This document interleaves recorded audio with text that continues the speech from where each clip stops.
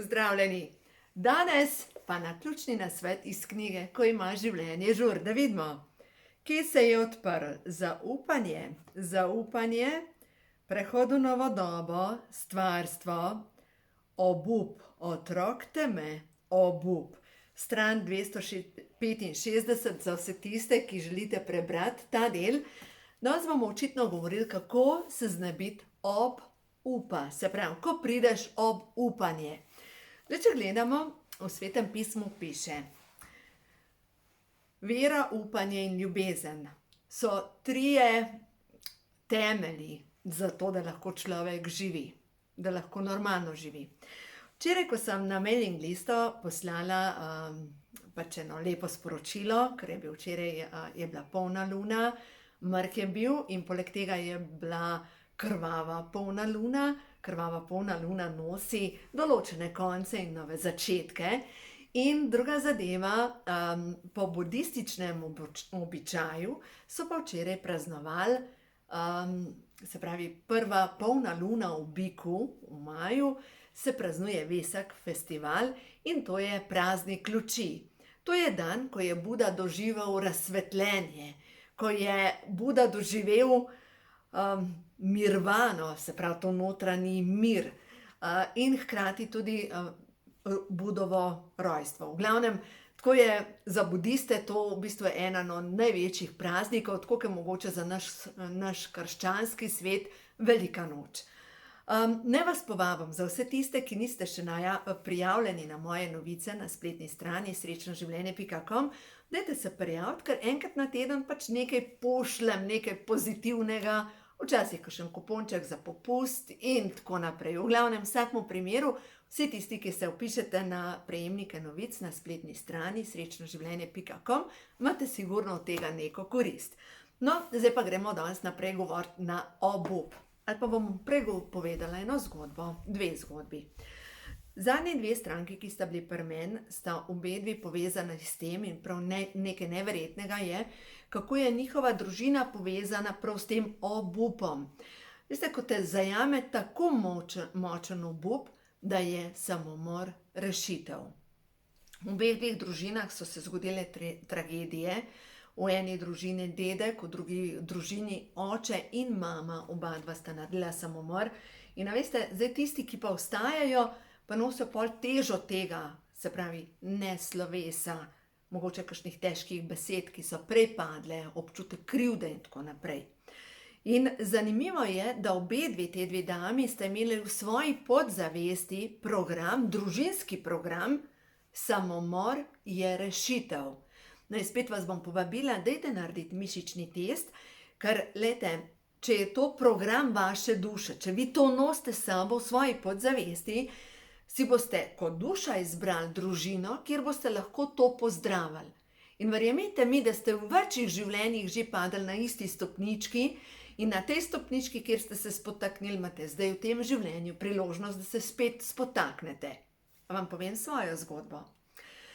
Jaz sem imela veliko krizo, ampak res veliko krizo v življenju, tam okrog 17. leta. Padla sem v eno črno brezno in iz tega brezna kar vse je bilo brez veze. Enostavno nisem videla niti nekega smisla v življenju, nobene svetle točke. In takrat sem začela kaditi, ker v bistvu kdor kadi, dela tihi samomor. Pač nima toliko, vam bom rekla tako, kot razmišljam, toliko jajc, da bi pač naredil do konca. Pač počasi se pa ubija. Ali pa nekateri pač posegajo po alkoholu in pristanejo v cvetličnem lončku, kjer se zalivajo z alkoholom. No in to je v bistvu beg. Beg pred tem, da bi človek se spopadel s problemi. Sem rekla, da vam povem svojo zgodbo. 2 leti nazaj, mislim, da sem začela v sanjah predelovati zgleda kar težo moje karme. In sicer sanjala sem, da sem bila, ne vem, na enem gradu, da sem ribala tla in potem se je začela neka predstava in sem šla v prvo nadstropje. Niti ne vem, ali sem vam to že govorila ali ne, ampak tokrat povem to zgodbo, da niti ne vem več, komu sem jo povedala. Grem v prvo nadstropje in se preoblečem v čudovito čipkasto rdečo dolgo obleko. Ampak res čudovito.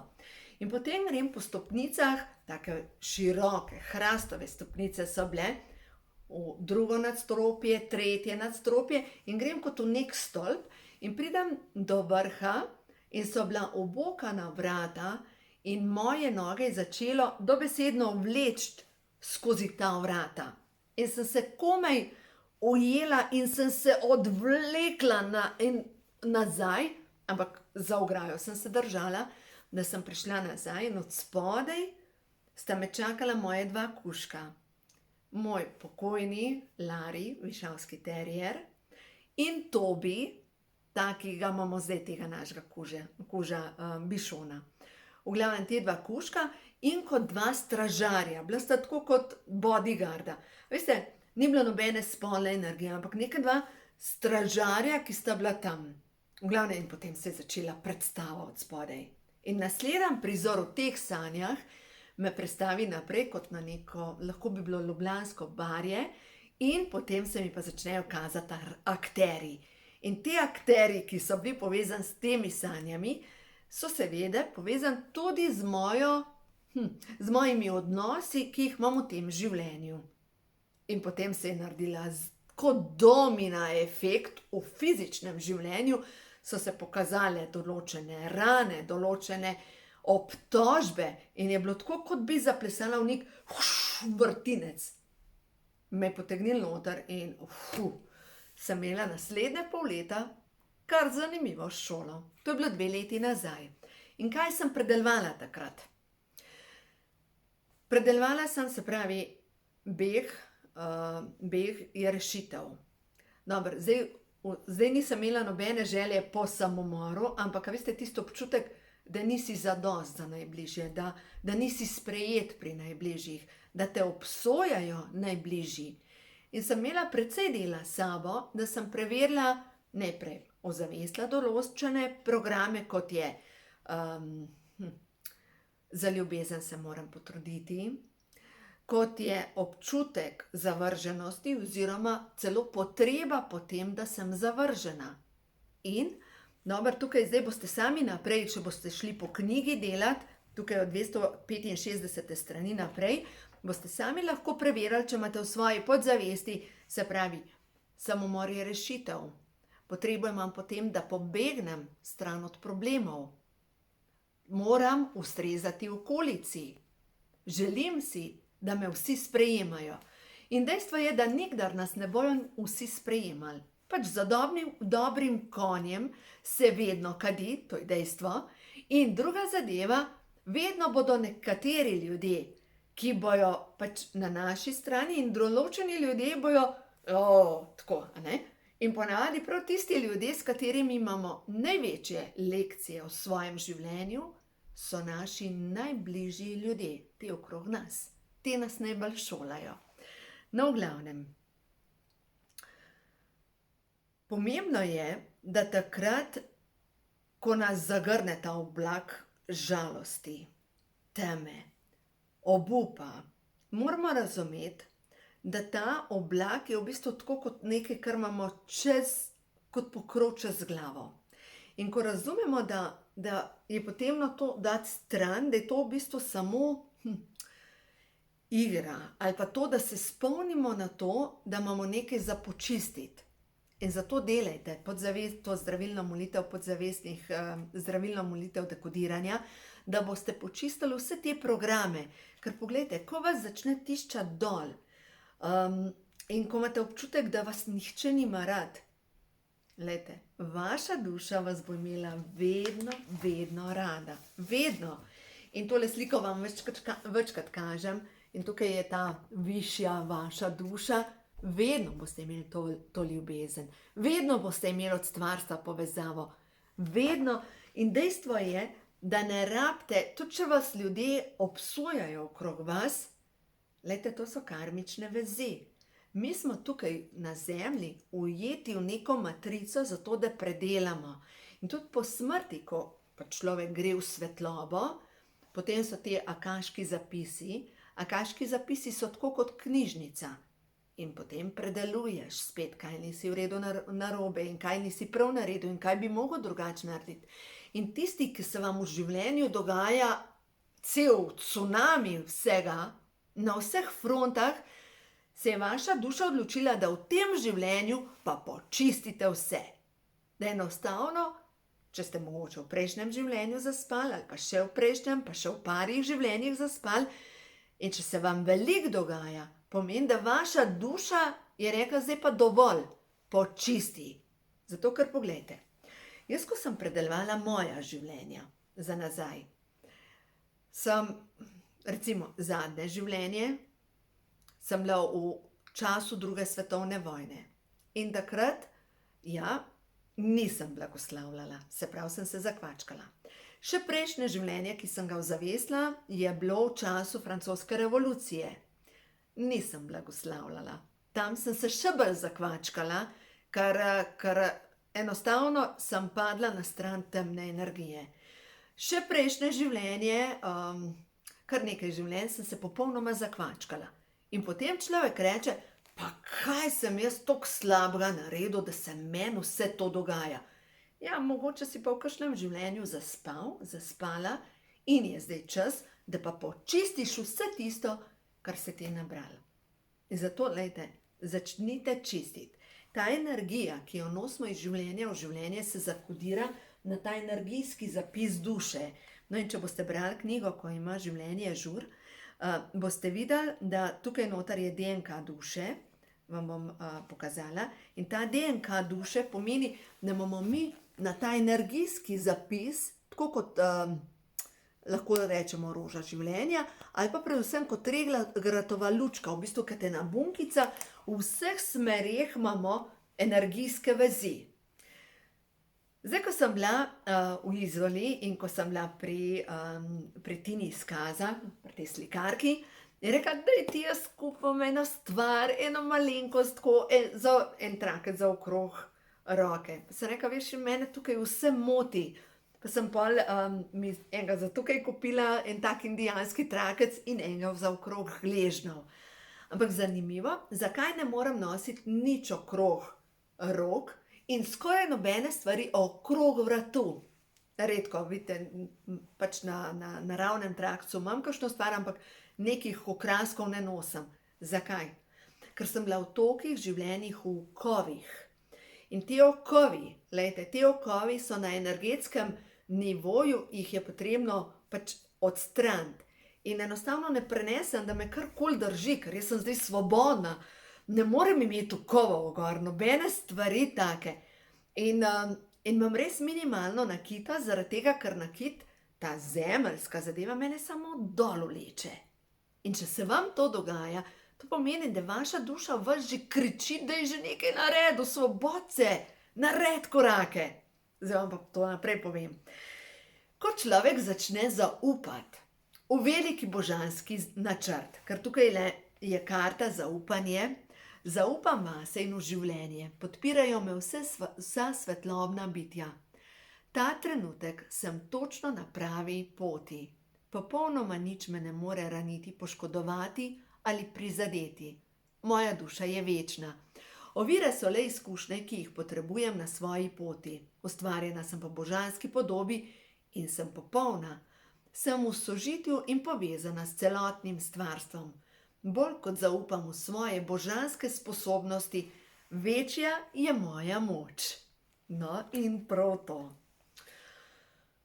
In jaz včeraj razmišljam. Zdaj, tisti, ki spremljate tele moje videobloge, veste, da imam že kar nekaj časa knjigo pri oblikovalcu, ampak nekako kar ni še tam. Jaz sem mislila, da jo bom že imela v roki zdajle, pa še ni. In prejšnji dan razmišljam, pa kaj čem narediti. In danes zjutraj pri meditaciji, pač, ne, pošleš, to sem vam tudi že govorila, imaš problem, ga po tej liniji pošleš višji duši, lahko temu rečemo vodnik, naj ti pošlje rešitev. Se pravi, ta knjiga se ni razvijala, nekako ni steklo to z oblikovalcem. In jaz pošljem problem. In danes zjutraj pri meditaciji jasno sporočilo, rabiš novo oblikovalko, rabiš, naredi korak. Sem rekla, okej, kje bom dobila zdaj na vrat na nos nekoga, jaz rabim enemu tednu knjigo imeti oblikovano. tiskanje, gremo v akcijo. In veste, to me, ko te nekaj jezi, veste, tisto, kar kuhaš. Grem na internet, najprej pokličem tisto gospo, ki sva nekaj že sodelovali in rekla, nimam časa. Vtipkam na internet oblikovanje, nič me ni potegnil, ker res se delam na to, kar me potegne, kam gre. In potem grem še na Facebook, vtipkam noter oblikovanje, grafično oblikovanje in pride ven oblikovanje unicorn.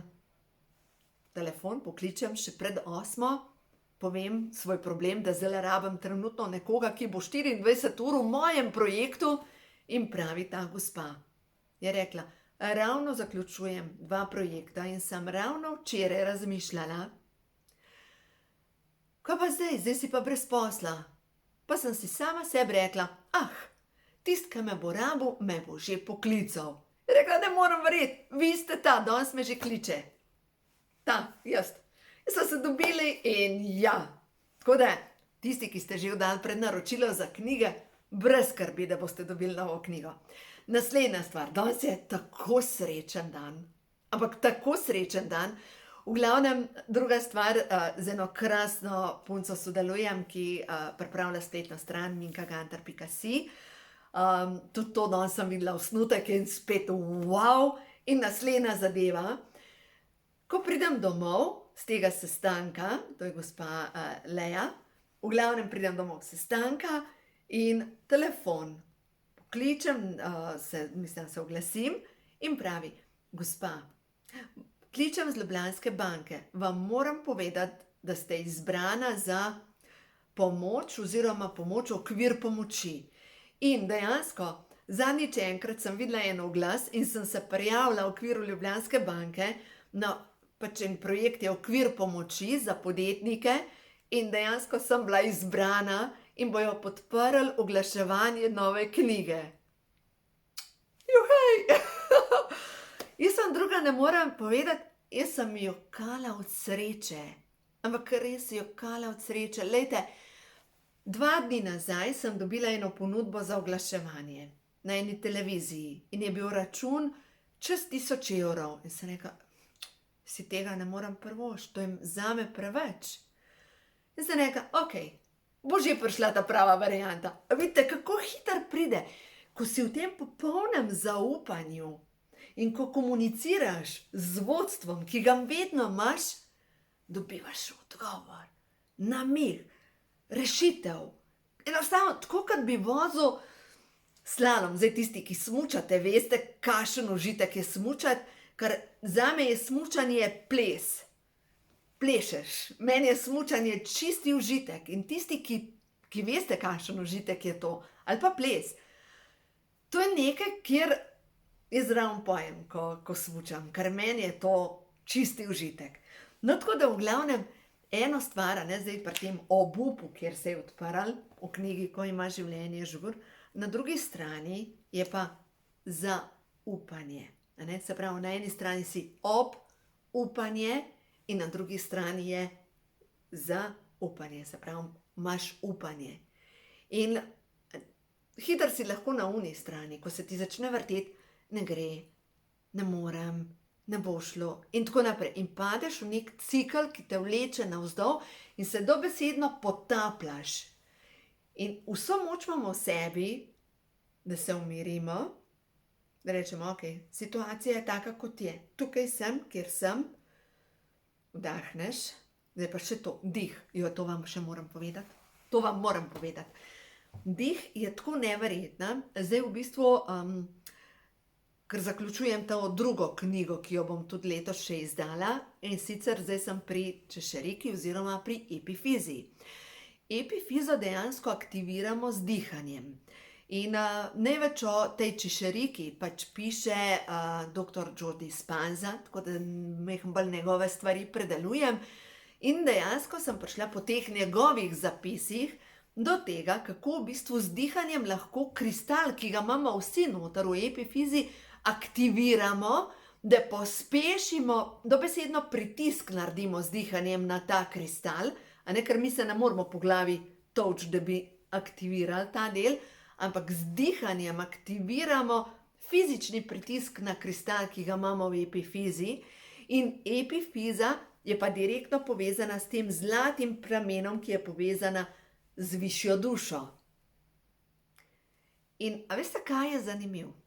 Ko delate tibetanske vaje, pri tibetanskih vajah je 5 vaj, tistih osnovnih, in za 6. piše, da ni dobro jo delati. Ampak prav 6. vaja pri tibetanskih vajah, ko globoko vdihneš, ne izdihneš, se pravi, izdihneš in potem potegneš zrak noter in ga potegneš dobesedno do sredine možganov, to spremljaš, kako gre dih, je tisti, ki pritisne na epifizo in se poveča pretok preko kronske čakre. Bom o tem posebej video posnela. Dejstvo je, da prav 6. vaja pri tibetanskih vajah je tista vrelec mladosti, ki poveča pretok božjih informacij v tvoje telo. A ni to noro? Ni to noro? Se pravi, če zjutraj aktivirate to se vam na dnevni bazi dogaja, wow, to te pokliče najboljša stranka, se zgodi to. Jaz sem danes 2-krat dobesedno jokala od hvaležnosti. Veste, kaj je to, ker si samo hvaležen, ker ti kar padajo darovi, kar prihaja v tvoje življenje. In potem je bila tukaj še gospa Polona, ki je zaslužna za tale krasen naslov nove knjige, Ko imajo duše žur, je prišla na super idejo in tako sem hvaležna za vse ljudi v mojem življenju, ker poglejte, kako se zlagajo stvari skupaj in dobivaš prave odgovore o pravem času. Dobiš pravo informacijo, se ti odprejo vrata, se zgodi nekaj in ko bomo se toliko prebudili, da bomo v tej ves čas konstantni povezavi z dušo, glejte, to se morajo dogajati čudeži. Ampak, zdaj eno opozorilo, Lana Pranar pravi, kdor se cepi, zgubi povezavo s svojo dušo. Tako da odcepiti se ne morete, zato 2-krat premislite, preden boste vse to spravili v svoje telo. Tako, glejte, jaz sem tako srečna, da je to tako, kot je. A gremo še nekaj sporočil. Prehodu na vodobo, da vidimo. Zdaj smo na prehodu v novo dobo, da vidimo. Kaj se dogaja ta trenutek? Kaj se dogaja tisto, kar je ta trenutek za vas najbolj pomembno sporočilo? Zdravljenje. Zdravilni mir vstopa v moje celice in v mojo dušo. Zdravljenje. Zdravljenje se dogaja in tale nova knjiga bo čisto zdravljenje. Boste videli, to je tako zdravljenje, ko se začneš zavedati, kdo si. Da to, kar nas je cerkev prepričala, da mi smo, to je daleč od resnice, mi smo božanska bitja in imamo moč v sebi, ampak z vsem tem, kar je bilo, da je spolnost greh, umazana in tako naprej, do vsega balasta, ki so nam nakopičili občutek krivde, dejansko so nas držali v temi. Sprejemam zdravljenje. Moje telo se zdravi samo. Bolezen pomeni samo opozorilo, da sem izven ravnovesja. Kaj naj spremenim? Kateri odnos mi povzroča kronični stres? Bolezen je blagoslov, je klic k spremembi. Moje zdrave celice so vedno bolj močne. Naj se zdravljenje zgodi zdaj. No, to je prvo sporočilo. Še eno je prav. Kaj je ta trenutek pomembno za vse tiste, ki gledate tale video do konca, da vidimo. Tole je za vas pomembno. Srčna čakra. Jaz sem ljubezen. Jaz vidim ljubezen. Aktiviranje srčne čakre se vedno začne s tem, da začnemo opazovati, kaj je lepega v mojem življenju, v našem življenju. Če dajemo pozornost na vse tisto, kar ni lepo, ne moramo aktivirati srčne čakre. Moje srce je vedno v stanju ljubezni. Tudi če me odnosi preizkušajo, lahko občutim ljubezen. Toplina sonca, šumenje vetra, bučanje morja, sij zvezd, milina lune, trdnost skale, čarobnost jutra, energija kristalov, petje ptic, žar otroških oči, poljub ljubljene osebe, stisk roke, objem prijatelja, nasmeh tujca, se izraža ljubezen. Ko sem naravnana na ljubezen, jo zlahka občutim. To je res. Dovolite si občutiti ljubezen in ljubezen se vedno se začne z nami samimi. Ljubezen do sebe se začne s tem, da nahranimo svoje telo, ljubezen do sebe se začne s tem, da pijemo dovolj vode in ljubezen do sebe se začne s tem, da se dovolj gibamo. Pač to je ljubezen do sebe, zato ker spoštujemo tempelj naše duše. Tako da uživajte, ker vsekakor življenje je lepo.